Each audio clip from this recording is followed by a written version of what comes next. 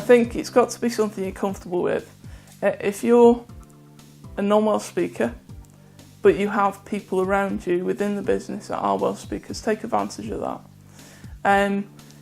If it's something you want to promote and you want to create that feeling of being a Welsh business, then just go for it. There's lots of support out there to help you get it right, translation services, stuff like that.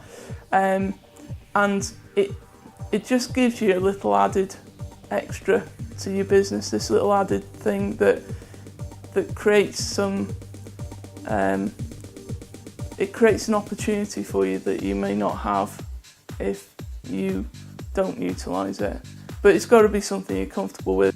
But it doesn't have to be that overtly red, white and green, dragons everywhere. It can be quite subtle, but it's still useful.